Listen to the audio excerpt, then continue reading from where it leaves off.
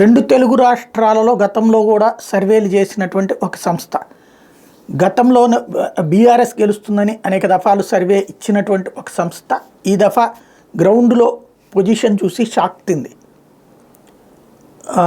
అక్కడ అసలు బీఆర్ఎస్ అనేది సోదిలో లేకుండా పోయింది. బీఆర్ఎస్కి 0-1 మాత్రమే. అదే సందర్భంలో Congress versus BJP neck to neck situation వచ్చింది. క్రిందటిసారి కాంగ్రెస్కి 3, బీజేపీకి 4 వస్తే బీఆర్ఎస్ 9 స్థానాలు గెలుచుకుంటే, ఎంఐఎం 1 స్థానం గెలుచుకుంటే, ఈ దఫా 6-7, 7-8 ఒక్క ఓవైసీ తప్ప మిగతా 16 7-8 ఇద్దరికీ కనబడుతున్నాయి. ఆ సంస్థకి 7-8 ఇద్దరికీ కూడా. అంటే గ్రౌండ్ లెవెల్లో అసలు బీఆర్ఎస్ని గురించి ఆలోచించడం మానేశారట, చర్చించడం మానేశారట పబ్లిక్.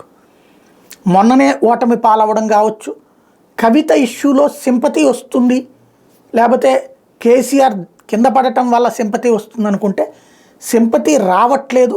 పైగా గతంలో ఏదైతే కవితని కాపాడుతున్నది బీజేపీనే అని ఉన్నటువంటి ముద్ర పోవడం, అదే సందర్భంలో ఇటు కాంగ్రెస్ పార్టీ గవర్నమెంట్ ఇంకా ఉంటుంది కదా 4.5 ఏళ్ళు అనేటువంటి ఫీలింగ్ అదొకటి, అది కాంగ్రెస్కి ఫెచ్చింగ్. కేంద్రంలో మోడీ సర్కారే మళ్ళీ వస్తుంది కదా అన్నటువంటి ఫీలింగ్, రెండు కలగలిపి 7-8 బోత్ ప్రస్తుతానికి.